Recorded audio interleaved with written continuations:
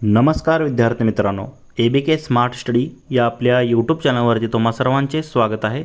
तर मित्रांनो, आज आपण वर्धा जिल्हा पोलीस शिपाई भरतीचा दिनांक 7 जुलै 2024 साली झालेला लेखी परीक्षेचा पेपर आपण जो आहे तर तो पाहणार आहोत। तर या पेपरचा आज आपण इथे भाग 1 पाहणार आहोत बघा। तर या भाग 1 मध्ये आपण याचे गणिताशी संबंधित जे काही महत्त्वाचे सुरुवातीचे जे 25 प्रश्न आहेत तर ते स्पष्टीकरणासहित पाहणार आहोत।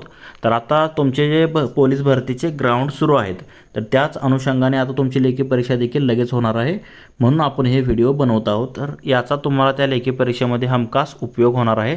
तर हे जे प्रश्न आहेत तुम्ही लक्षपूर्वक पूर्ण पहा व तुमच्या मित्रांना देखील शेअर करा। तर वेळ न घालवता आपण आपल्या व्हिडिओकडे वळत पाहूया। आजच्या या आपल्या भाग 1 मधील आपला हा गणिताचा प्रश्न पहिला। तर सी सेटचा हा पेपर होता, तुम्ही पाहू शकता। तर वेळ 1 तास 30 मिनिटे आणि दिनांक 7 जुलै 2024। तर वेळ न घालवता आपण आता डायरेक्ट प्रश्नांकडे वळूयात बघा। तर प्रश्न पहिला आहे, तुम्ही इथे पाहू शकता काय दिलेला आहे। प्रश्न क्रमांक 1, दोन समरूप त्रिकोणांच्या संगत भुजांचे गुणोत्तर 2:5 आहे। लहान त्रिकोणाचे क्षेत्रफळ 64 चौरस सेंटीमीटर असेल तर मोठ्या त्रिकोणाचे क्षेत्रफळ किती। म्हणजे तुम्हाला आता दोन समभुज त्रिकोणाच्या ज्या बाजू आहेत त्या बाजूंचे गुणोत्तर दिले 2:5 आणि लहान त्रिकोणाचं तुम्हाला क्षेत्रफळ दिलेलं आहे। तर यावरून आपल्याला काय काढायचं आहे, मोठ्या त्रिकोणाचे क्षेत्रफळ काढायचं आहे। तर कसं काढतो आपण ते, तर आता गणितात दिल्याप्रमाणे तुम्ही इथे पाहू शकतात बघा। आता आपण हे दोन त्रिकोण काढलेत ABC आणि DEF, म्हणजे हे समभुज त्रिकोण आहेत, म्हणजे तिन्ही बाजू एकमेकाला समांतर आहेत। आणि ह्यातलं तुम्हाला काय दिले A1 म्हणजे हे क्षेत्रफळ मानूया। A1 ते 64 दिलेलं आहे तुम्हाला, आणि A2 जे आहे तर ते A2 म्हणजे दुसऱ्या समभुज मोठ्या त्रिकोणाचं तुम्हाला हे काढायचं आहे। तर आता इथे काय दिले, त्यांच्या दोन्ही संगत भुजांचे आपल्याला गुणोत्तर दिलेलं आहे 2:5 दिलेलं आहे बघा। तर आता काय असतं, दोन समरूप त्रिकोणांच्या क्षेत्रफळाचे गुणोत्तर हे काय असतं, त्यांच्या संगत बाजूंच्या गुणोत्तराच्या वर्गाइतके असते। म्हणजे दोन समरूप त्रिकोणाच्या क्षेत्रफळाचे गुणोत्तर काय असतं, त्यांच्या ज्या संगत बाजू आहेत तर त्यांच्या गुणोत्तराच्या वर्गाइतके असतं।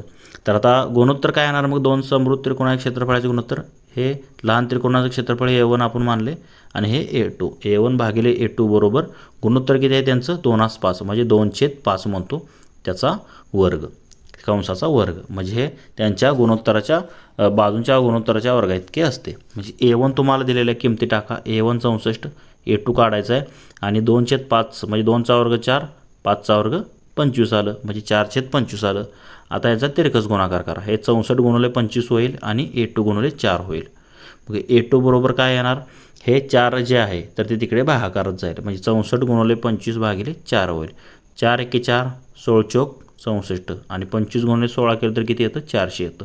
म्हणजे 400 चौरस सेंटीमीटर किंवा सेंटीमीटर वर्ग हे काय असणार आहे, मोठ्या त्रिकोणाचं क्षेत्रफळ असणार आहे। तेच आपल्याला विचारलं होतं। तर काय आन्सर येईल, 400 चौरस सेंटीमीटर। तर बघा 400 चौरस सेंटीमीटर तुम्हाला पर्याय क्रमांक B मध्ये दिलेलं आहे, तेच आपलं या प्रश्नाचं योग्य आन्सर असेल। पुढील प्रश्न पाहूयात, प्रश्न क्रमांक 2। तर बघा इथे काय दिलेलं आहे, आता इथे काय दिलं आपल्याला, शेंगदाण्याची किंमत त्यांच्या वजनाच्या समप्रमाणात आहे। 7 किलोग्रॅम शेंगदाण्याची किंमत 378 रुपये आहे, तर 1 टन म्हणजेच 10 क्विंटल शेंगदाण्याची किंमत किती। तर आपल्याला काय दिले, आता इथे 7 किलोग्रॅम म्हणजे 7 किलो शेंगदाण्याची किंमत तुम्हाला दिलेली आहे 378 रुपये। यावरून आपल्याला काय करायचं आहे, 1 टन म्हणजेच 10 क्विंटल शेंगदाण्याची किंमत काढायची आहे। तर आता 1 टन म्हणजे किती असतं, 1000 किलो असतं, हे तुम्हाला माहीत असलं पाहिजे। तर गणितात दिल्याप्रमाणे तुम्ही पाहू शकता 7 kg शेंगदाणे म्हणजेच किती 378 रुपये दिलेले आहे आपल्याला। मग आता ह्यावरून काय काढायचं, 1 किलो शेंगदाण्याची किंमत आपण काढू शकतो। म्हणजे 1 किलो शेंगदाण्याची किंमत काय असणार आहे, 378 भागिले हे 7 तिकडे भागाकारात जाणार आहे। 378ला जर 7 न भागलं तर किती येतं, 54। 54 रुपये हे काय झाली, 1 किलो शेंगदाण्याची किंमत झाली। आपल्याला काय काढायचं आहे, 1 टन शेंगदाण्याची किंमत काढायची आहे। आता 1 टन म्हणजे किती असतं, 1000 किलो असतं। मग आता 1000 किलो शेंगदाण्याची किंमत काय असणार, 1 किलो शेंगदाण्याची किंमत 54 गुणिले हे 1000, म्हणजे 1000 गुणिले 54 केलं तर किती येतं, 54,000 रुपये। तेच आपलं या प्रश्नाचं योग्य आन्सर असणार आहे। तर 1 टन शेंगदाण्याची किंमत किती असणार आहे, 54,000 रुपये। तर आता इथे तुम्ही पाहू शकता 54,000 आपल्याला पर्याय क्रमांक 1 मध्येच दिलेलं आहे, तेच आपलं या प्रश्नाचं योग्य आन्सर असणार आहे। पुढील प्रश्न पाहूयात, प्रश्न क्रमांक 3। काय दिले इथे, दुकानदार एक वस्तू काही किमतीला विकायचे मनाशी ठरवतो आणि वस्तूची किंमत त्याने ठरवलेल्या किमतीपेक्षा 30% वाढवून छापतो. वस्तू विकताना ग्राहकास 20% सूट देतो. तर दुकानदाराला त्याने ठरवलेल्या किमतीपेक्षा किती टक्के अधिक किंमत मिळेल ती काढा. तर आता हे जे गणित आहे तर हे 2 पद्धतीने आपल्याला सोडवता येतं. बघा, इथे तुम्ही वस्तूची किंमत अंदाजे 100 माना, त्यावरून तुम्ही हे टक्केवारी काढू शकता, म्हणजे वाढवून कमी करून हे काढू शकता. किंवा दुसरी एक पद्धत आहे, तर त्या पद्धतीने आता तुम्ही इथे पाहू शकता. तर काय करायचं, समजा त्या वस्तूची प्रथम वाढ आपल्याला किती दिलेली आहे, जी 30% दिली आहे, त्याला आपण एक्स मानलं. म्हणजे एक्स म्हणजे वाढ झाल्या म्हणजे एक्स हे प्लसमध्ये असणार 30%. व नंतर काय केलं त्याने, विकताना 20% सूट दिली. सूट म्हणजे काय, मूळच्या किमतीमधून आपण कमी करतो, म्हणजे 20% जे आहे तर त्याला आपण सूटला वाय मानूया. मग परत त्याने 20% किंमत कमी केली, म्हणजे 20% हे मायनस असणार. मग यासाठी फॉर्म्युला काय असतो, एक्स वजा वाय वजा एक्स वाय भागिले 100 हा बेसिक फॉर्म्युला आहे. म्हणजे अगोदर वाढ आणि नंतर जर घट झाली असेल तर हा फॉर्म्युला असतो. म्हणजे एक्स या ठिकाणी एक्सची किंमत ठेवा 30, वजा व्हायच्या ठिकाणी 20% घट झाली, म्हणजे डिस्काउंट दिला त्याने वजा. आता इथे वजा काय येतं, कारण वजा गुणवले अधिक वजा येतं म्हणून हे वजा चिन्ह येतं. इथे एक्स गुणवले वाय म्हणजे 30 गुणवले 20 भागिले 100. 30 गुणवले 20, इथे जर तुम्ही शून्याला शून्य घालवले तर किती येतं, 3 दुनी 6 राहतं हे. आणि 30मधून 20 गेले 10, म्हणजे किंवा 30मधून हे 20 आणि हे 6 किती 26 गेले, किती राहिले 4%. त्याला एकूण नफा किती झालेला आहे, 4% झालेला आहे. तेच आपल्या या प्रश्नाचं ॲन्सर असतं. तर 4% नफा हे पर्याय क्रमांक 2 मध्ये दिलेला आहे. तर आत्ता जे आपण काढलं तर ही एक पद्धत झाली. दुसरी पद्धत काय आहे, समजा त्या वस्तूची किंमत जर तुम्ही 100 मानली, सुरुवातीला काय 30% वाढवली, मग 30% वाढवल्यानंतर त्याने किती लावली, 130 रुपये लावली. आणि परत काय केलं, त्यावर त्याने 20% सूट दिली. आता 130च्या 20% जर काढलं तर 13 दुनी 26, म्हणजे हे 26 जे आहे तर त्यातनं वजा होणार, किती राहणार 104. म्हणजे 104 म्हणजे अगोदर 100 किंमत होती, आता 104 झाली, म्हणजे किती झाला त्याला नफा, 4% नफा झाला. ह्या पद्धतीने देखील तुम्ही काढू शकता. म्हणजे ऑप्शन बी मध्ये दिले बघा, तेच आपलं या प्रश्नाचं योग्य ॲन्सर असेल. पुढे प्रश्न पाहूयात, प्रश्न क्रमांक 4. तर आता इथे आपल्याला एक समीकरण दिले, तुम्ही इथे पाहू शकता. तर काय दिले समीकरण, 9x वजा 4 बरोबर 6x अधिक 29 असं समीकरण दिले. तर यावरून आपल्याला काय काढायचं आहे, एक्सची किंमत इथे काढायची आहे. तर आता गणितात दिल्याप्रमाणे आपण समीकरण इथे लिहून घेऊ. 9x वजा 4 बरोबर 6x अधिक 29. आता x एका साईडला आणायचं, इकडचे अधिक 6x जे आहे इकडे आल्यावर काय होणार, वजा होणार. म्हणजे 9x वजा 6x बरोबर हे 29 अधिक आहे, आणि इकडचं वजा 4 तिकडे अधिक होईल, अधिक 4 होईल, म्हणजे 29 अधिक 4 झालं. 9x मधून 6x गेले, किती राहिले 3x, आणि 29 अधिक 4 33. 3x बरोबर 33, हे 3 इकडे गुणाकारात आहे, तिकडे 33ला भागाकारात जाईल. x बरोबर 33 भागिले 3 म्हणजे किती आलं, 11 आलं. तर साधं सिम्प्लिफिकेशन होतं, इथे एक्सची किंमत किती येणार आहे, 11 येणार आहे. तर ते 11 आपल्याला पर्याय क्रमांक सी मध्ये दिलेलं आहे. तेच आपलं या प्रश्नाचं योग्य ॲन्सर असणार आहे. पुढे प्रश्न पाहूयात, प्रश्न क्रमांक 5. तर आता इथे तुम्ही पाहू शकता बघा. तर इथे आपल्याला एक संमिश्र दिले बघा. काय दिले, पितळ या संमिश्रामध्ये तांबे व जस्त यांचे प्रमाण 13:7 असते. तर 700 ग्रॅम वजनाच्या पितळेच्या भांड्यात जस्त किती ग्रॅम असेल. म्हणजे पितळ आणि पितळ हे संमिश्र आहे, कशाचं आहे, तांब्या आणि जस्ताचं असतं. त्या तांब्याचं प्रमाण जे आहे गुणोत्तर 13 आहे आणि जस्ताचं 7 आहे. तर आपल्याला काय करायचं आहे, 700 ग्रॅम वजनाचं जे पितळ आहे त्यामध्ये आपल्याला जस्ताचं प्रमाण किती आहे हे काढायचं आहे. तर गणितात दिल्याप्रमाणे तुम्ही ते पाहू शकता. पितळ बरोबर काय असतं, तांबे प्लस जस्ताचं मिश्रण असतं. म्हणजे तांब्याचं गुणोत्तर 13 दिले, जस्ताचं 7 दिलेलं आहे. तर आता इथे जर तुम्ही पाहिलं तर हे जर आपण x प्रमाणात आहे असं मानलं तर हे 13 आणि 7 किती झाले, एकूण 20, म्हणजे हे 20x झाले. बरोबर किती आहे आपल्याला, 700 ग्रॅम जे आहे तर ते भांड्याचे वजन आहे, आपल्याला त्याचं जास्ताचं प्रमाण काढायचं आहे. म्हणजे बरोबर 20x बरोबर आपण 700 असं लिहू शकतो. म्हणजे 20x बरोबर 700 असेल तर x बरोबर काय होणार, 700 भागिले हे 20 इकडे भागाकारात जाईल, शून्याला शून्य गेले, 35 दुनी 70, म्हणजे एक्सची किंमत आली 35 ग्रॅम. तर आता इथे जर तुम्ही पाहिलं तर 13x हे x प्रमाणात मानले, 13x हे तांब्याचं गुणोत्तर आहे, आपल्याला जास्ताचं काढायचं आहे, म्हणजे 7x हे जास्ताचं आहे. x या ठिकाणी तुम्ही किती ठेवणार? 35 ठेवणार, कारण x ही किंमत आपण काढलेली आहे. म्हणजे 7 × 35 येणार. 7 × 35 आहे तर 245, म्हणजे 245 ग्रॅम हे त्या पितळेमधील जास्ताचं वजन असणार आहे. 700 ग्रॅमपैकी किती? 245 ग्रॅम. आता 245 ग्रॅम तुम्हाला ऑप्शन डी मध्ये दिले, तुम्ही ते पाहू शकता बघा. तर ऑप्शन डी आपलं या प्रश्नाचं योग्य आन्सर असेल, 245 ग्रॅम. पुढील प्रश्न पाहूयात. प्रश्न क्रमांक 6 काय दिलेला आहे? एका समलंब चौकोनाच्या समांतर बाजूंची लांबी अनुक्रमे 8.5 सेंटीमीटर व 11.5 सेंटीमीटर आहे. त्याची उंची 4.2 सेंटीमीटर आहे. तर त्या चौकोनाचे क्षेत्रफळ काढायचं आहे. म्हणजे साधं सिंपल आहे, तुम्हाला याचा फॉर्म्युला माहीत असणे फक्त गरजेचं आहे. बघा, समलंब चौकोनाचा आपल्याला इथे समांतर बाजू दिलेल्या आहेत आणि त्याची उंची देखील दिलेली आहे. तर आता इथे तुम्ही पाहू शकता. तर याप्रमाणे हा समलंब चौकोन असतो. म्हणजे एक बाजू त्याची दिलेली आहे 8.5 सेंटीमीटर आणि मोठी बाजू समांतर दिलेली आहे 11.5 सेंटीमीटर आणि हाईट तुम्ही पाहू शकता 4.2 सेंटीमीटर दिलेली आहे. तर समलंब चौकोनाचे क्षेत्रफळाचं सूत्र काय असतं? 1/2 गुणिले समांतर बाजूची बेरीज गुणिले उंची, असं हे सूत्र असतं. तर आता दिल्याप्रमाणे किमती तुम्ही ठेवू शकता. 1/2 गुणिले समांतर बाजू किती आहेत? 8.5 आणि 11.5 यांची बेरीज कंसामध्ये गुणिले उंची 4.2 सेंटीमीटर दिलेली आहे. तर आता 8.5 आणि 11.5 किती येते? बेरीज 20 होते. म्हणजे 1/2 गुणिले 20 गुणिले हे 4.2, बे के बे 20, 10 गुणिले 4.2 म्हणजे पॉईंट फक्त इकडे उजवीकडे सरकणार, म्हणजे 42 येणार. म्हणजे काय? 42 सेंटीमीटर हे जे आहे तर ते समलंब चौकोनाचे क्षेत्रफळ असणार आहे. तर कशामध्ये दिले ते? तर ते पर्याय क्रमांक 1 मध्येच दिलेलं आहे बघा. तेच आपलं या प्रश्नाचं योग्य आन्सर असणार आहे. तसेच मित्रांनो, तुम्हाला जर याची PDF या पेपरची PDF फ्रीमध्ये हवी असेल तर आपले टेलिग्राम चॅनल आहे, त्याची लिंक तुम्हाला या व्हिडिओच्या डिस्क्रिप्शनमध्ये भेटून जाईल. तिथे तुम्ही टेलिग्राम चॅनल जॉईन करा व याची PDF तुम्हाला फ्रीमध्ये भेटून जाईल. पुढील प्रश्न पाहूयात. प्रश्न क्रमांक 7 काय दिले आपल्याला इथे? 6 मीटर लांब, 2.5 मीटर उंच व 0.5 मीटर रुंद अशी भिंत बांधायची आहे. यासाठी 25 सेंटीमीटर लांबी, 15 सेंटीमीटर रुंदी व 10 सेंटीमीटर उंचीच्या किती विटा लागतील?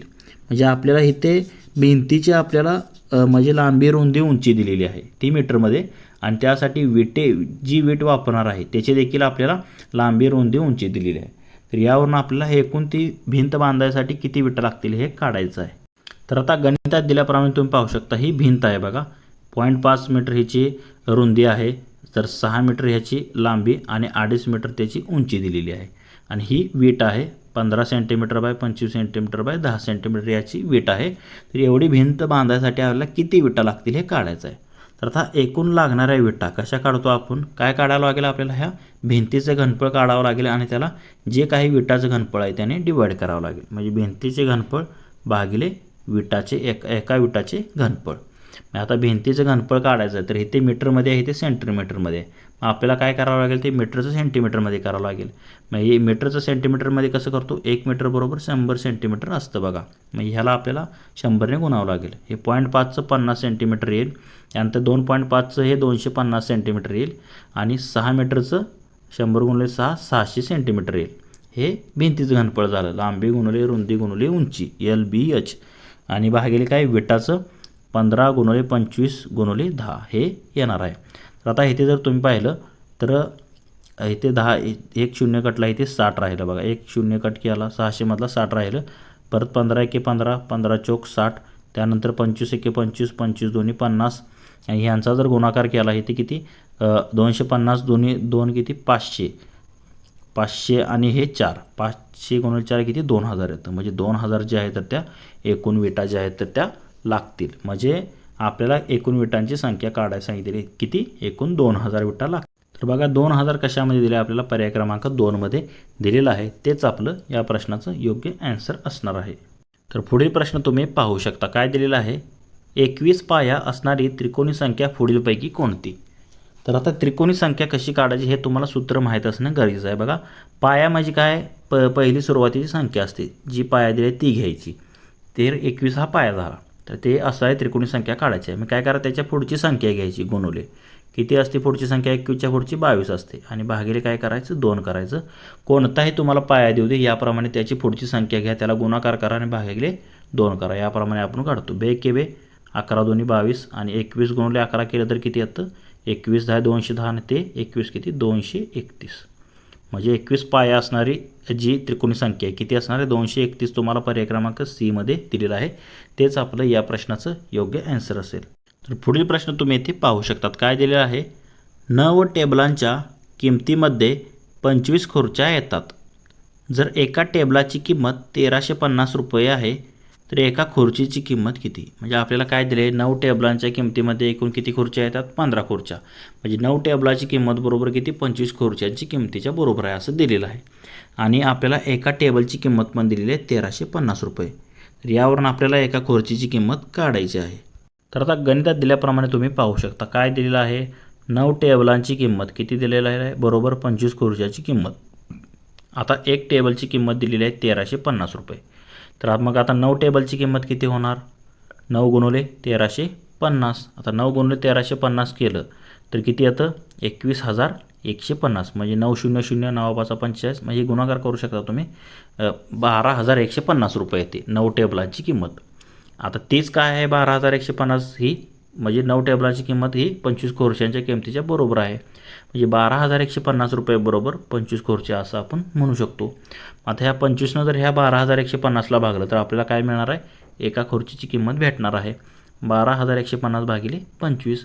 25 एके 25 25 चौक 100 उरले 21 वरून घेतले 5 25 8 200 उरले 15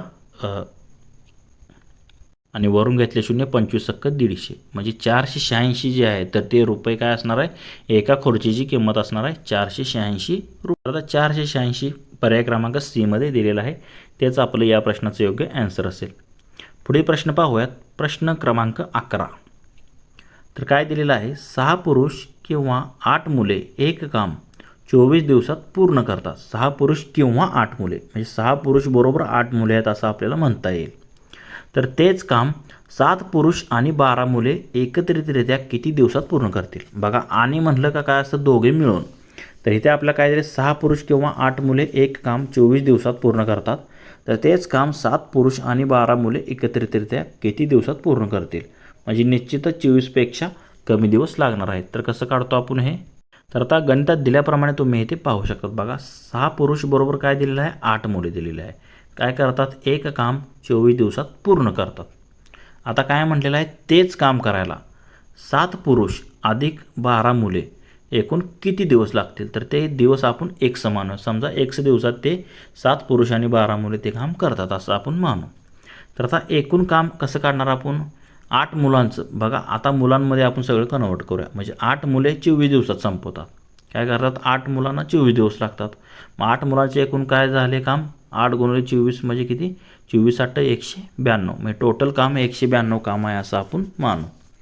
मग आता एक पुरुष बरोबर काय मग 6 पुरुष बरोबर 8 मुले. मग एक पुरुष बरोबर काय 8 भागिले हे 6 तिकडे भागाकार जाईल 8 भागिले 6 म्हणजे बे के बे 2 चौक 8 बेत्रिक 6 म्हणजे 4/3 मुले. म्हणजे एक पुरुष बरोबर 4/3 मुले असं आपल्याला म्हणता येईल. तर आपल्याला काय दिलं आहे 7 पुरुष आणि 12 मुले हे जे आहे तर ते एकूण 192 काम 100 दिवसात संपवतात असं आता आपण म्हणू शकतो. म्हणजे कारण 192 काम आहे आणि 7 पुरुष आणि 12 मुले किती दिवसात संपवतात तर ते 100 दिवस आपण वर मानले आहेत त्या दिवसात संपवतात असं मानू. तर आता इथे जिथे पुरुष आहे ना तिथं आता काय करणार आपण मुले ठेवणार. एक पुरुष बरोबर 4/7 मुले. मग 7 पुरुष बरोबर 7 गुणिले 4/3 मुले 7 गुणिले 4/3 मुले अधिक हे 12 मुले बरोबर किती 192. आता इथे 100 दिवसात संपणार म्हणजे इथे गुणवले काय असणार आहे 100 असणार आहे. म्हणजे परत काय 100 गुणवले आता 7 चौक 28 भागिले 3 अधिक हे 12ला हे 12 आलं बरोबर 192. 100 म्हणजे काय दिवस आहेत बघा 100 गुणवले येणार ते. म्हणजे इथे काय येणार 100 गुणवले 28 अधिक हे 12 तरी काय होणार 36 होणार. 28 अधिक 36 भागिले 3 बरोबर हे 192. तर आता हे जे आहे 100 गुणवले काय येणार 28 आणि 36 64 भागिले 3 मुले बरोबर 192. आता हे 3 आहे इकडचं तिकडे गुणाकारात जाईल. म्हणजे 100 बरोबर काय येईल 192 गुणिले 3 आणि हे 64 जे आहे तर ते भागाकारात जाईल. म्हणजे x बरोबर 192 गुणिले 3 भागिले 64. 64 एक्के 64, 64 त्रिक 192 आणि 3 त्रिक किती 9. म्हणजे 9 दिवस जे आहे तर ते 7 पुरुष आणि 12 मुले एकत्रित जर त्यांनी काम केलं तर ते 7 पुरुष आणि 12 मुले हे ते 192 भागाचं काम जे आहे तर ते 9 दिवसात पूर्ण करतील. बघा 9 ऑप्शन आपल्याला कशामध्ये दिलेला आहे तर पर्याय क्रमांक डी मध्ये दिलेला आहे. बघा पर्याय क्रमांक इथे 9 ऑप्शन पर्याय क्रमांक बी मध्ये दिलेला आहे. तेच आपलं या प्रश्नाचं योग्य आन्सर असणार आहे. पुढे प्रश्न पाहूयात. प्रश्न क्रमांक 12 काय दिलेलं आहे. वर्धा ते पुणे अंतर ताशी 70 किलोमीटर वेगाने गेल्यास 6 तासात कापता येते. तेच अंतर 5.1/2 म्हणजे 5.5 तासात कापण्यासाठी गाडीचा वेग ताशी कितीने वाढवावा लागेल. म्हणजे आपल्याला 77 किलोमीटर वेगाने गेले तर वर्धा ते पुणे 6 तास लागतात. तर आपल्याला 5.5 तासात जर जायचं असेल तर तो वेग जो आहे आधीचा 77 तो त्या वेगामध्ये अजून किती वेग ॲड करावा लागेल हे आपल्याला काढायचं आहे. तर आता गणितात दिल्याप्रमाणे तुम्ही पाहू शकता. बघा वर्धा ते पुणे आपल्याला जायचं आहे तर ते अंतर आपल्याला काढायचं आहे तर ते x मानू आपण. 77 किलोमीटर पर आवरनं गेलं म्हणजे या वेगाने गेलं तर 6 तास लागतात. म्हणजे आपला फॉर्म्युला काय असतो अंतर बरोबर वेग गुणिले वेळ. तर वेग आहे 77, वेळ आहे 6 तास. 77 गुणिले 6 म्हणजे 462 किलोमीटर. हे काय झालं आता हे अंतर माहीत झालं वर्धा ते पुणे 462 किलोमीटर आहे. तर आता आपल्याला काय करायचं आहे आता तेच अंतर 5.5 तास म्हणजे 5.1/2 तासात कापायचे आहे. मग आता फॉर्म्युला काय असतो तोच फॉर्म्युला. वेग बरोबर काय असतं अंतर भागिले वेळ. अंतर आत्ताच आपण काढलं आहे किती 462 भागिले वेळ. वेळ आता इथे किती ह्याला जर आपण अपूर्णांकाचं म्हणजे पूर्णांकामध्ये केलं समजा 5 दुनी 10 आणि किती 1102 येणार. म्हणजे हे भागिले 1102. आता 11 भागिलेला भागिले असेल तर ते 2 वर गुणाकारात जाईल. म्हणजे गुणवले 2 भागिले 11. 11 जर भाग घालवला 11 एक्के 11, 11 चौक 44, उरले 2 वरून घेतले 2, 11 दुनी 22 म्हणजे हे 42 आलं गुणवले 2. 42 दुनी किती 84. म्हणजे 84 किलोमीटर आवर जो आहे तर या वेगाने जर आपण गेलो तर ते अंतर जे आहे तर ते 5.5 तासात पूर्ण करायचं आहे. तर आपल्याला काय विचारले अजून किती वेग वाढवावा लागेल. मग वाढणारा वेग काय असणार आहे ह्या अंतरामधून ह्या वेगामधून आधीचा वेग वजा करावा लागेल. म्हणजे 84 मधून 77 गेले किती 7 किलोमीटर पर आवर. म्हणजे आधीच्या वेगापेक्षा 7 किलोमीटर आवर जास्त वेगाने आपण जर गेलो तर 5.5 तासात ते अंतर आपले पूर्ण होईल. म्हणजेच तर 7 किलोमीटर आवर हा ताशी वेग आपल्याला वाढवावा लागेल. तर पर्याय क्रमांक सी मध्ये दिलेला आहे. तेच आपलं या प्रश्नाचं योग्य आन्सर असणार आहे. पुढे प्रश्न पाहूयात. प्रश्न क्रमांक 13 काय दिलेलं आहे आपल्याला इथे तर विराटने एकदिवसीय क्रिकेटच्या 8 सामन्यात काही धावा केल्या. 9व्या सामन्यात त्याने 62 धावा केल्या. तेव्हा त्याची धावांची सरासरी 2 ने कमी झाली. तर त्याच्या 9 सामन्यातील सरासरी धावा किती असणार आहेत. तर आता काय दिले विराटच्या 8 सामन्यात समजा त्याने 9व्या सामन्यातल्या धावा दिलेत 62 धावा आणि 8 सामन्यात काही धावा दिलेत त्याने असं दिलेलं आहे. तर तेव्हा काय झालं 9व्या सामन्याच्या धावा 62 धरून त्याची सरासरी आधीची जी होती ती 2 ने कमी झाली. तर आपल्याला काय करायचं आहे त्याच्या 9 सामन्यांची सरासरी धावा किती होत्या हे काढायचं आहे. तर कसं काढतो आपण ते तर बघा सुरुवातीला जे काही दिले ते आपण घेऊया. समजा काय करायचं विराटची 8 डावांची सरासरी. आता 8 डावांमध्ये काही धावा केले तर त्या आपण 8 डावांची सरासरी जी आहे तर ते आपण x मानूया. मग 8 डावांची धावसंख्या काय होणार आहे सरासरी गुणिले डाव म्हणजे 8x ही एकूण त्याची 8 डावांची धावसंख्या होईल. आता काय केले त्याने 9व्या डावात त्याने 62 धावा केल्या व सरासरी काय झाली 62 धावा केल्यानंतर 2 ने कमी झाली. म्हणजे अगोदर सरासरी किती होती 8 डावानंतर x मानलेली आपण. तर आता कितीने 9व्या डावाच्या धावा जर ॲड केल्या तर ती 2 ने कमी झाली. म्हणजे 9व्या डावानंतर सरासरी x - 2 होईल. तर आता आपल्याला काय दिले 9 सामन्यांच्या सरासरी धावा बघा किती होणार आहेत. 9 सामन्यांच्या सरासरी धावा 8 सामन्यांच्या धावा अधिक हे 62 हे 9 सामन्यांच्या धावा होणार आहेत. आता 9 सामन्यांची सरासरी काय असणार मग 9 सामन्यांची सरासरी हे 8 एकूण धावा किती 8x अधिक 62 ह्या 9 सामन्यांच्या धावा भागिले 9 ही 9 सामन्यांची सरासरी असणार आहे. मग सरासरी काय झाली आपली 2 ने कमी झाली आहे. म्हणजे बरोबर किती x - 2 असं आपण लिहू शकतो. म्हणजे 8x अधिक 62 ही 9 डावांच्या धावा आत्ताच आपण इथे वर काढलं आणि सरासरी म्हणजे भागिले 9 हे 9 सामन्यांची सरासरी, परंतु ती किती झाली 8 डावांच्या सरासरीपेक्षा 2ने कमी झाली, म्हणजे 1 - 2 हे आपण असं मानलं. तर आता हे समीकरण आपल्याला सोडवावं लागेल.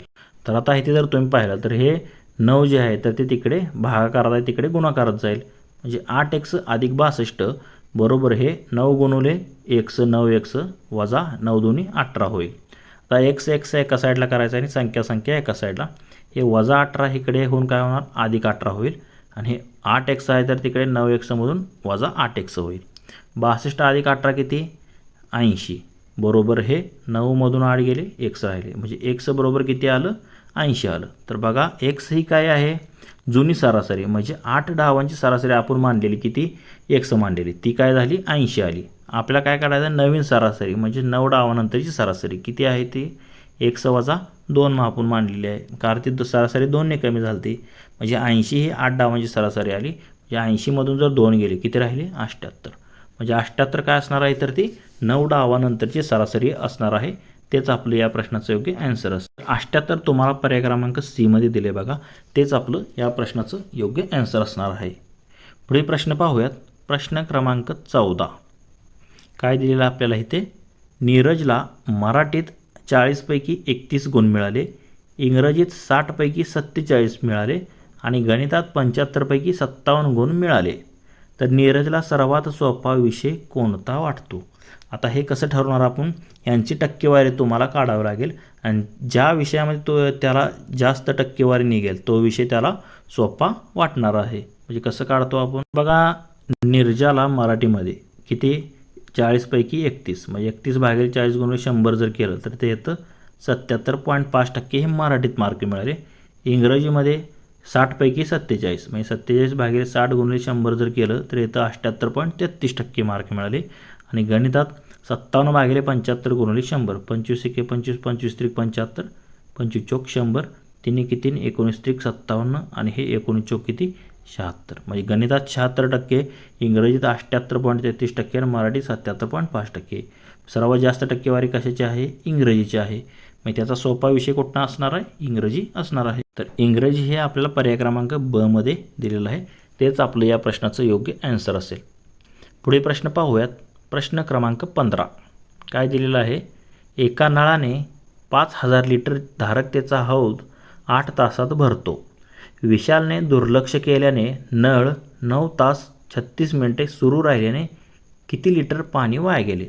म्हणजे टाकीची आपल्याला क्षमता दिली आहे 5000 लिटर आणि ती किती तासात भरते 8 तासात भरते, आणि विशालनं काय लक्ष दिलं नाही, त्यामुळे काय झालं 9 तास 36 मिनिटं जे आहे तर ती टाकी सुरू राहिली, म्हणजे 8पेक्षा किती 1 तास 36 मिनिटं जे आहे तर ती टाकी जास्त जे आहे तर ते पाणी वाया गेलं. तर त्या 1 तास 36 मिनिटामध्ये किती पाणी वाया गेलं हे आपल्याला काढायचं आहे. तर आता इथे तुम्ही पाहू शकता बघा, हौदची क्षमता आपल्याला किती दिलेली आहे 5000 लिटर दिलेली आहे, आणि त्या 5000 लिटर भरण्यास लागणारा वेळ किती दिलेला आहे 8 तास दिलेला आहे. म्हणजे बघ पाण्याचा वेग किती असणार आहे, नळाचा वेग एकूण टाकीची क्षमता भागिले लागणारा वेळ, क्षमता आहे 5000, लागणारा वेळ आहे 8 तास. 5000 भागिले 8 जर केलं तर 625 जे येतं, म्हणजे 8 संग 48 म्हणजे भागाकार तुम्ही करू शकता 625 लिटर पर तास, म्हणजे 625 एका तासात 625 लिटर जे आहे तर ते पाणी वाया जाणार आहे. तर आता इथे काय झालं, विशालनं काय केलं, त्याने विशाल कोण आहे बघा, त्याने काय केलं 8 तास जे आहे तर ते दुर्लक्ष, म्हणजे 8 तासात टाकी भरणार होती, पण त्याने लक्ष न दिल्यामुळे काय झालं टाकी 9 तास 36 मिनिटे चालू राहिले, म्हणजे नळ तो जो आहे तर तो 9 तास 36 मिनिटे जे आहे तर तो सुरू राहिला, म्हणजे एक्स्ट्रा किती झाला 8पेक्षा 1 तास 36 मिनिट जे आहे तर ते जास्त पाणी जे आहे तर ते वाया गेलं. मग आपल्याला हेच वाया गेलेलं पाणी किती आहे ते काढायचं आहे. मग वाया गेलेलं पाणी काय असणार, एका तासाचा किती भरतं ते 625 गुणुले 1 तास 36 मिनिटे, म्हणजे 1 गुणुले हे 36 मिनिटाला जर तासामध्ये केलं तर 36 भागिले 60 येतं. हे जर तुम्ही सॉल्व केलं तर हे 1 पॉईंट किती येतं 6 येतं, आणि 1.6 गुणुले हे 625 जर केलं तर ते किती येतं 1000 लिटर येतं. म्हणजे 1 तास 36 मिनिटे जास्त पाणी वाया गेले, म्हणजेच किती 1000 लिटर जे आहे तर ते विशालच्या बेजबाबदारपणामुळे 1000 लिटर पाणी वाया गेलं. तर विशाल कोण असेल तर रागाला येऊ नका बघा, 1000 लिटर हे पर्याय क्रमांक ब मध्ये दिलेलं आहे, तेच आपलं या प्रश्नाचं योग्य आन्सर असणार आहे. 1000 लिटर जे आहे तर ते पाणी वाया गेले. पुढे प्रश्न पाहूयात बघा. प्रश्न क्रमांक 17 काय दिलेलं आहे आपल्याला इथे, तर आता इथे अंडर रूट म्हणजे 81 दिले, परत त्याला कंस करून त्याचा वर्ग आणि परत कंस करून त्याचा वर्ग दिलेला आहे बघा. थोडं झूम करूनच आपण इथे बघूयात बघा, इथे तुम्ही पाहू शकता. तर याप्रमाणे हे दिलेलं आहे. तर बरोबर काय, एक्सचा घातांक 2 आहे, इथे 2 आहे, एक्सचा घातांक 2. तर एक्स बरोबर किती आपल्याला काढायचं आहे. तर आता इथे जर तुम्ही पाहिलं तर अंडर रूट 81 त्याचा वर्ग म्हणजे अंडर रूटला हे वर्ग कट होईल, म्हणजे काय राहणार, फक्त 81चा हे वर्ग शिल्लक राहणार. काय राहणार, 81चा वर्ग शिल्लक राहणार. म्हणजे इथे 81चा वर्ग बरोबर हे काय, इथे एक्सचा वर्ग आहे. यांची जर तुलना केली, हे 2 2 समान आहे, म्हणजे एक्स बरोबर काय असायला पाहिजे, 81 असायला पाहिजे. तर 81 कशामध्ये दिले आपल्याला, ऑप्शन एमध्ये दिलेलं आहे. तेच आपलं या प्रश्नाचं योग्य ॲन्सर असेल. अगोदरचा एक प्रश्न राहिला बघा आपला 16वा. तर इथे काय दिलेलं आहे आपल्याला बघा, 16वा प्रश्न 0.06945 मधील 9च्या स्थानाचे मूल्य काय. आता 9ची स्थानिक किंमत आपल्याला काढायची. आता पॉईंटच्या पुढं आहे, म्हणजे आपल्याला काय करावं लागेल, इथे जर पॉईंटच्या डावीकडे असेल तर आपण गुणतो आणि उजवीकडे असेल तर भागतो. तर आता 9 जर तुम्ही पाहिलं, एकक दशक शतक हजार, म्हणजे हजारच्या स्थानी 9 आहे. एकक दशक शतक आणि हजार, म्हणजे 9 भागिले काय येणार आहे, याची स्थानिक किंमत 1000. साधं सिंपल दिलं तुम्हाला. 9 भागिले 1000 कशात दिसते बघा, पर्याय क्रमांक डी दिसत आहे. आता इथे हा मुलगा जो आहे तर त्याने 100 केलेला आहे बघा. 100 नसतं, एक जेवढ्या शून्य असतात तेवढे, म्हणजे जेवढ्या पॉईंटच्या पुढे संख्या असतात ना तेवढे एकच्या पुढे शून्य लावायचे, हे लक्षात घ्या. ह्याने काय केले, पॉईंटच्या पुढे 3 नंबरला 9 आहे म्हणून ह्याने 1 2 3 संख्येनेच भागलं, म्हणजे 100नंच भागलं. पण हे काय असतं, पॉईंटच्या पुढे जेवढे घर आहेत ना तेवढे शून्य एकच्या पुढे लावायचे आणि भागायचं. इथे 6ची किंमत जी आहे तर 0.07 ते 6 भागिले 100 लिहू शकला असता तो, पण ह्याने इथे गडबडीत चुकला. असं तुमच्या देखील चुका होऊ शकतात बघा. हे 1000व्या स्थानी आहे, म्हणजे 9 भागिले काय येणार, 1000 येणार आहे. ऑप्शन डीमध्ये दिले, तेच आपलं या प्रश्नाचं योग्य ॲन्सर असेल. तर प्रश्न सोडवताना थोडं गडबड करत जाऊ नका. तर ह्याचा 1 मार्क इथेच गेलेला आहे आणि 1 मार्कात तुम्हाला माहिती आहे पोस्टच निघून जाते, कारण एका मार्कात कितीतरी मुले आता हजारोने पोरं फॉर्म भरतात. एका मार्काची किंमत ज्यालाच कळते, ज्याचा नंबर जो आहे तर तो 1 मार्काने गेलेला आहे बघा. खूप महत्त्वाचा 1 मार्कसुद्धा. आणि अशा सोप्या प्रश्नाला मार्क जाणं म्हणजे आपण कॉम्पिटिशनमधून बाहेर पडत आहे. तर अशा चुका ज्या आहेत तर त्या सिली मिस्टेक ह्या जेवढ्या कमी करता येतील तेवढ्या तुम्ही कमी करा, कारण 1 मार्क देखील आपलं जे आहे तर कारण वर्ष वाया घालवू शकतो. पुढे प्रश्न पाहूयात. प्रश्न क्रमांक बघा 17 पाहिला आहे आपण. प्रश्न क्रमांक 18 काय दिलेलं आहे आपल्याला इथे, कुणालने एका दुकानातून 1050 रुपयाला 65 पुस्तके आणि 1020 रुपयाला 50 पुस्तके खरेदी केली. प्रत्येक पुस्तक त्याचे सरासरी किती रुपयाला खरेदी केली. म्हणजे इथे साधं सिंपल दिले बघा. 65 पुस्तकांची किंमत दिले 1050 आणि 50 पुस्तकाची दिले 1020. तर आपल्याला काय करायचं आहे, प्रत्येक पुस्तक त्याची सरासरी किंमत काढायची आहे. ह्या दोन्ही किमतीची बेरीज भागिले ह्या 2 पुस्तकांच्या संख्येची बेरीजनं आपल्याला काय करावं लागेल, भागावं लागेल, म्हणजे आपल्याला सरासरी मिळेल.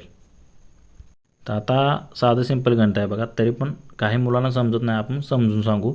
तर 1050 रुपयाला 65 पुस्तके व 1020 रुपयाला किती 50 पुस्तके त्याने जे आहे तर ती खरेदी केली. आता सरासरी किंमत बरोबर काय असतं, एकूण किंमत भागिले एकूण पुस्तके. एकूण किंमत किती आहे, 1050 अधिक 1020 आणि एकूण पुस्तके किती 65 अधिक 50, म्हणजे 1050 आणि 1020 2000 आणि हे 70, म्हणजे 2070 आलं हे. आणि 65 आणि 50 किती आलं 115. तर आता इथे जर तुम्ही 23चा भाग बसतो बघा. आता तुम्ही पोलीस भरती देत आहे, म्हणजे तुमचे किमान 30पर्यंत तरी पाडेपाठ पाहिजेत बघा, कारण 30पर्यंत पाडेपाठ जर डायरेक्ट तुमचं कॅल्क्युलेशनला वेळ कमी लागेल. 23 पाचा 115 आणि 23 9 किती 207 असतं आणि हे वरचं 0, म्हणजे काय आलं 90 भागिले हे 5 राहिलं. 5 के 5 18 पंचे 90, म्हणजे सरासरी किंमत आपल्याला विचारलेली किती आली 18 रुपये आले. म्हणजे एका पुस्तकाची सरासरी किंमत किती असणार आहे, 18 रुपये असणार आहे. 18 हे तुम्हाला पर्याय क्रमांक 1 दिलेलं आहे, तेच आपलं या प्रश्नाचं योग्य ॲन्सर असेल. पुढे प्रश्न पाहूयात. काय दिलं आपल्याला इथे, एक संख्या 2दा आणि 42 3 वेळा यांची बेरीज 238 आहे. परत काय दिले, 42 संख्या 2दा आणि पहिली संख्या 3 वेळा असे मिळवले असता येणाऱ्या बेरजेचे उत्तर काय आहे. तर आता इथे आपल्याला काय दिले, एक संख्या आता तुम्ही काय कोणतीही माना, ती संख्या दोनदा घ्यायची म्हणजे त्याची दुप्पट करायची आणि त्यात 42ची तिप्पट म्हणजे 3 वेळा म्हणजे तिप्पट मिसळायची. बरोबर किती येतं, 238 येतं. यावरून आपल्याला काय मिळेल, ती संख्या मिळेल आणि त्यावरून काय काढायचं आपल्याला, ती संख्या 3 वेळा आणि 42 जे आहे तर ते 2 वेळा मिळून आपल्याला किती बेरीज येईल ते आपल्याला काढायचं आहे. आता ती संख्या जी आहे आपल्याला माहीत नाही तर ते आपण काय मानायची, एक्स मानायची. मग ती संख्या काय करायची, 2दा व 42 3दा. आता ती संख्येची दुप्पट किती, 2दा म्हणजे 2x झाली आणि 42 3दा म्हणजे 42 गुणिले 3 बरोबर किती दिलं आहे आपल्याला, 238 दिलेलं आहे. म्हणजे 2x बरोबर 42 त्रिक किती, 126, 40 त्रिकोण 120 आणि वरचे बेत्रिक 6 असं म्हणजे डायरेक्ट तोंडी देखील काढू शकता. 2x बरोबर हे 238मधून 42 गुणिले 3 किती, 126 ते वजा होईल 238मधून. 238मधून 126 गेले, किती राहिले, 112. 2x बरोबर 112, x बरोबर 112 भागिले 2 म्हणजे किती आलं, 56 आले. तर आता आपल्याला काय करायचं आहे, x ही संख्या 3 वेळा घ्यायची आहे. म्हणजे आता ती संख्या 3 वेळा व 42 2 वेळा यांची बेरीज काढायची आहे. म्हणजे काय करावं लागेल, ती संख्या 56 गुणिले 3 अधिक 42 गुणिले 2. 56 त्रिक किती, 168 आणि 42 दोन्ही 84 यांची जर बेरीज केली तर किती येते, 252. म्हणजे आपला ॲन्सर काय असणार आहे तर ते 252. बघा गणित नुसते दिसायला मोठे दिसतात पण ॲन्सर जे आहे तर ते खूप सोपं असतं. कारण मुले ते वाचूनच त्यांना वाटतं की काहीतरी मोठं काहीतरी दिलं, तर असं काय नसतं. एका तुम्ही हे तोंडी देखील गणित काढू शकता. तर ऑप्शन सी मध्ये दिले 252 तेच आपलं या प्रश्नाचं योग्य ॲन्सर असणार आहे. पुढे प्रश्न पाहूयात. तर आता तुम्ही पाहू शकता, आता इथे थोडं तुम्हाला आता जर पाहिलं 3-4 ओळीचं गणित असं तुम्हाला वाटतंय पण जास्त काही अवघड नसतं. बघा काय दिले, एका मार्केट रिसर्च प्रोजेक्टमध्ये 20% लोकांनी निरम्याला पसंती दिली तर 60% लोकांनी सर्फ ब्ल्यू डिटर्जंटला पसंती दिली. राहिलेल्यांची पसंती अनिश्चित होते. तर आता इथेच तुमचा ॲन्सर निघून जातो. बघा राहिलेल्यांची पसंती अनिश्चित, हे किती आहेत, 20% आहेत, हे 60% आहेत. 60 आणि 20 किती झाले, 80% झाले. मग राहिले किती, 100मधून 80 गेले, 20%. म्हणजे 20% म्हणजे अनिश्चित, म्हणजे त्यांची पसंती कोणती होती माहीत नव्हती. जर सर्फ ब्ल्यूला पसंती दिलेल्यांची संख्या आणि अनिश्चित पसंती असलेल्यांची संख्या यातील फरक जर 720 असेल तर सर्वेमध्ये किती जणांचा सहभाग होता.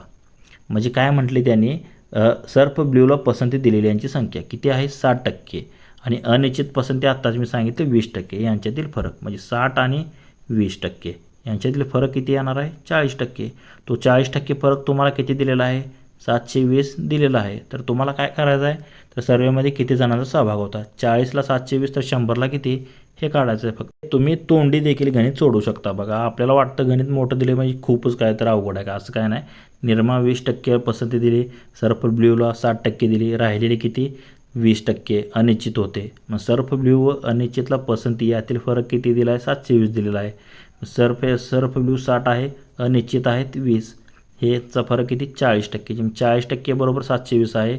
मग 40% बरोबर 720 तर 100% किती, तर ते x मानू. मग 100 गुणिले हे 720 भागिले हे 40 x म्हणजे 40 हे भागाकारात जाईल.